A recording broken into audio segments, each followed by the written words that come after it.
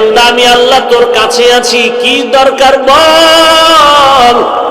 দুনিয়াওয়ালারা চাইলে বেজার হয়, আমি আল্লাহ না চাইলে বেজার হই, কারণ দুনিয়ার সবাই স্বার্থপর, অভাবী। আমি আল্লাহর কোনো অভাব নাই, কোনো স্বার্থ নাই।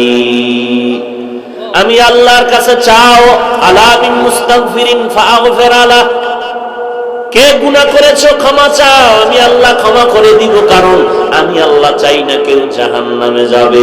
কারণ বান্দা তুই এতটাই যে দুর্বল, ওই যে জমিন থেকে 9,30,00,000 মাইল উপরের সূর্যের গরম সহ্য করতে পারো না। এই সূর্যটা হাসরের ময়দানে যদি মাথার উপরে চলে আসে, সহ্য করতে পারবি না। আমি আল্লাহর কাছে তওবা কর, দরজাটা খুলে রাখছি।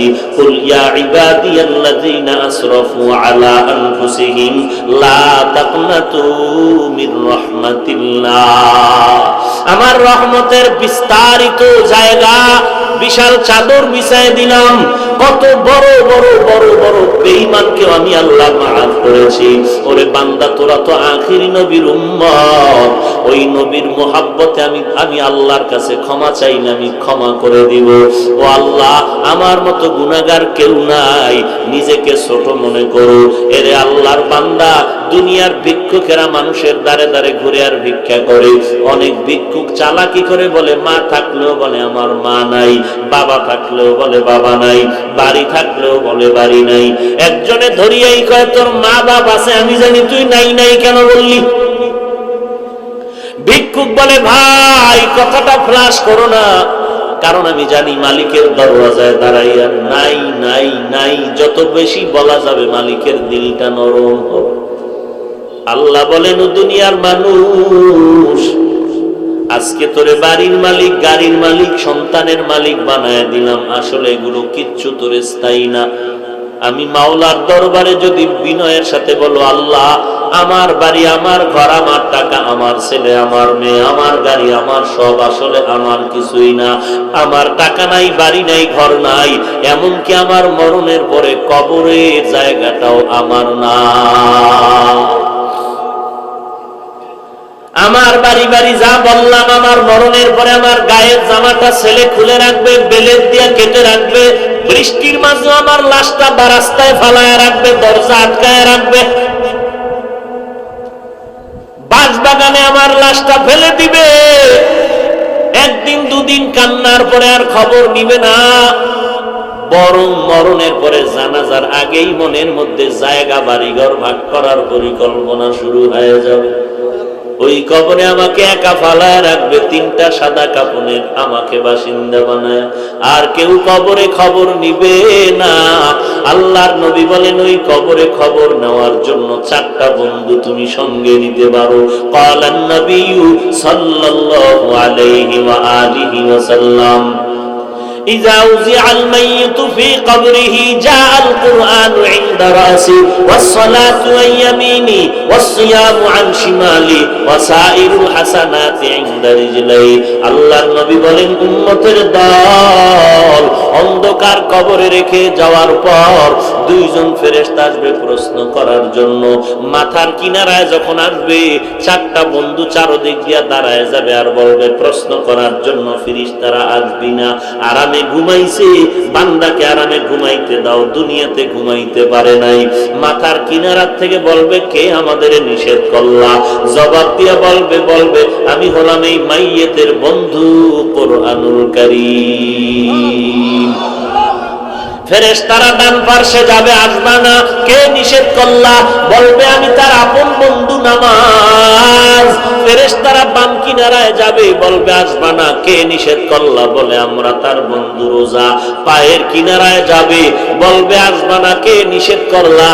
বলে বান্দার যাবতীয় নেক আমল, দস্তারখানের আমল, মেসওয়াকের আমল, টুপির আমল, দাড়ির আমল।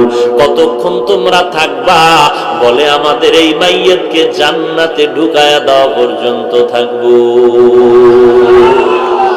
এরে নবীর উম্মত, আর এই 4 বন্ধু যদি তোমার সাথে না নিয়ে যাও, ফেরেশতা প্রশ্ন করবে, রবের পরিচয় দাও, মার রব্বুক ওমা দীনুক, ধর্মের পরিচয় দাও, রাহমাতুল লিল আলামিনের পরিচয় দাও।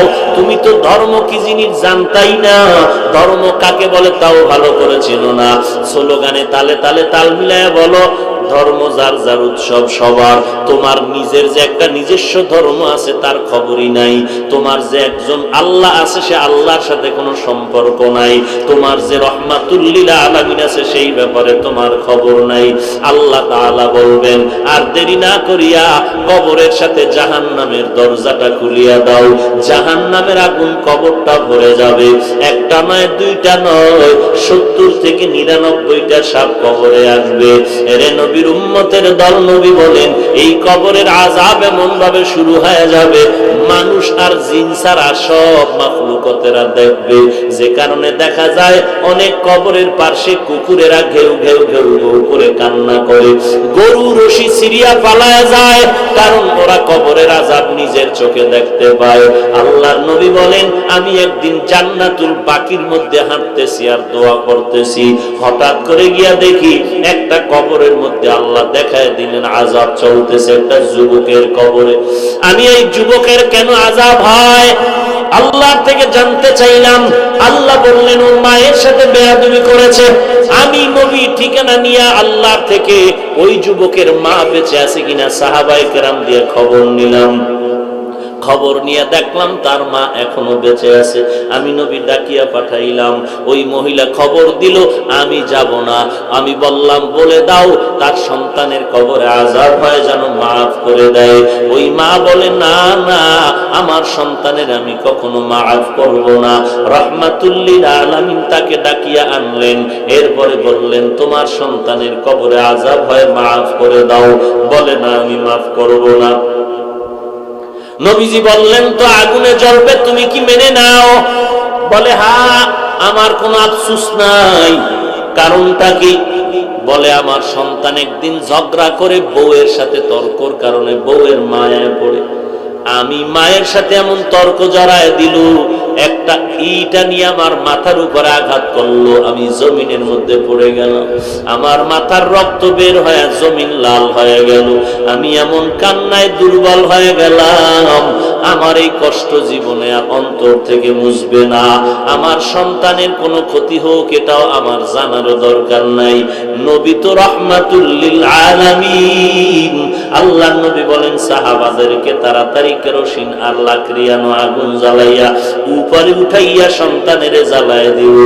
নবী যখন আগুন জ্বালায়, নবী তাকায় দেখে মহিলার চোখ থেকে পানিগুলো বের হয়ে গেল। ডাক দিয়ে কয়, ও নবী, আমার সন্তানের এই আগুনে জ্বালাইবেন না। আমার সন্তান হাজারো যদি অন্যায় করে, আমি নিজের চোখে তাকাইয়া সন্তানের কষ্ট সহ্য করতে পারবো না। এর নবীর উম্মতের দল, আল্লাহর নবী বলেন, আল কবরু রাউযাতুম মির রিয়াজিল জান্নাহ আও হুফরাতুম মিন হুফারিন নার। এর নবীর উম্মতের দল, আল্লাহর মুহাব্বত নিয়ে তওবা করে নাও। আল্লাহ তাআলা বলেন, কত বড় বড় বেঈমানকেও তো আমি আল্লাহ ক্ষমা করে মাফ করে দিয়েছি। তোমরা অন্যায় যদি করিয়া থাকো, চোখের পানি ছেড়ে কান্না করো, তওবা করো। আল্লাহর নবী বলেন, গাভীর ওলান থেকে দুধ বের করে ভেতরে যেমন ঢুকানো আর সম্ভব না, যারা আল্লাহর মুহাব্বতে তওবার নিয়তে গুনার ভয়ে চোখের পানি ছেড়ে কাঁদবে, ওই বান্দাকে আর জাহান্নামে দেওয়াও সম্ভব হবে না। অতএব আল্লাহর কাছে তওবা করো, হে মালিক, এই ময়দানে কেউ আমাকে চিনে না, জানে না আমি কার সন্তান, কার ভাই। ও আল্লাহ, তুমি তো জানো এই ময়দানের মধ্যে আমার মতো গুনাহগার মনে হয় আর কেউ নাই। গুনার কারণে দেখি আমার হাত না পাক, আমার জিহ্বা না পাক, আমার অন্তর না পাক। ও আল্লাহ, এই অন্যায়গুলো যদি আমার কেউ সামনে করতো, আমি তাকে লাথি মেরে তাড়ায় দিতাম। ও দয়ার মালিক, এত বড় বড় গুনাহ করার পরে তুমি একবারও রাগ করে পানি বন্ধ করো নাই, বাতাস বন্ধ করো নাই, ও আল্লাহ তুমি সূর্যের আলো বন্ধ করো নাই। আজকে ময়দানে হাজির হয়ে গেলাম তওবার জন্য। কতবার আজান শুনলাম, মসজিদে গিয়ে নামাজ আদায় করলাম না, ঘাট তারামি করে চলে গেলাম। কত আলেম কত বুঝাইলো, তাদের সাথে আমি উল্টা পাল্টা ব্যবহার করলাম। ও আল্লাহ আজকে তওবা করতেছি, জীবন চলে গেল, গুনাহের কাছেও যাব না, নামাজ ছাড়বো না, মা বাবাকে কষ্ট দিব না। এরে যুবক আল্লাহর গোলাম, তোমার মতো যুবক আজকে তাকায় দেখো, অধিকাংশ ক্ষেত্রে যুবকের চতুর্দিকে লাশ আর লাশ, মরণের খবর। আবার তাকায় দেখো তোমার মতো যুবক স্কুল কলেজে লেখাপড়া করে, নামাজের সময় এক ওয়াক্ত নামাজ বাদ দেয় না। তোমার মতো যুবক কোটি টাকার ব্যবসা করে, এক টাকাও হারাম খায় না। তোমার মতো যুবক ড্রাইভারি করে, কৃষি কাজ করে, শ্রমিকের কাজ করে, নামাজ বাদ দেয় না। তোমার মতো যুবকরা আবার পুলিশ বিডিআরের চাকরি করে, একটু নামাজ বাদ দেয় না। তুমি কেন পারবা না রে ভাই? আল্লাহর দরবারে তওবা করে নাও, একটু কষ্ট করে নামাজ চালু করো, দেখবা এক সপ্তাহ পরে নামাজ না পড়লে মনটা খারাপ লাগবে। অভ্যাস করে নাও, না পারলে বারবার আল্লাহর কাছে তৌফিক চাও। আর কোন ভালো আল্লাহওয়ালা যদি পাও, যাদের দোয়া কবুল হওয়ার মতো দিল সাক্ষী দেয়, এমন আল্লাহওয়ালার থেকে একটু দোয়া নিওয়ার বলিও, হুজুর আমার জন্য দোয়া করবেন, আমি যেন 5 ওয়াক্ত নামাজ পড়তে পারি ঠিক মতো। মনটা চায় পড়তে, কিন্তু মাঝে মাঝে যাই, মাঝে মাঝে যাইতে পারি না। এরে আল্লাহর বান্দা, সব লাইনে তোমার মতো নামাজি বান্দা থাকলে তুমি কেন পারবা না? আল্লাহর কাছে তৌফিক চাও, তওবা করো, আল্লাহ আর গুনাহের কাছেও যাব না, আর নামাজ ছাড়বো না, দেশ ও জাতির বিরুদ্ধে কোনো ষড়যন্ত্র করব না, আলেম ওলামাদের সাথে বেয়াদবিমূলক কোনো আচরণ করব না, বিরোধিতা করব না, গীবত শাকায়াত করব না। তওবা করার যদি খাস নিয়ত থাকে, মুনাফিকি যদি না থাকে, খাঁটি তওবার নিয়তে দুটো হাত আল্লাহকে দেখায় দাও। আয় আল্লাহ সবার হাত কবুল করে নেন, আয় আল্লাহ আমাদের তওবা কবুল করে নেন, তওবার উপরে মজবুত হয়ে চলার তৌফিক দান করেন। আয় আল্লাহ গুনাহের প্রতি ঘৃণা জমায়ে দেন, নবীর তরিকা মতে চলার তৌফিক দান করেন। আমিন। আলহামদুলিল্লাহি রাব্বিল আলামিন। والصلاة والسلام على سيد الأنبياء والمرسلين وعلى آله وأصحابه أجمعين يا أرحم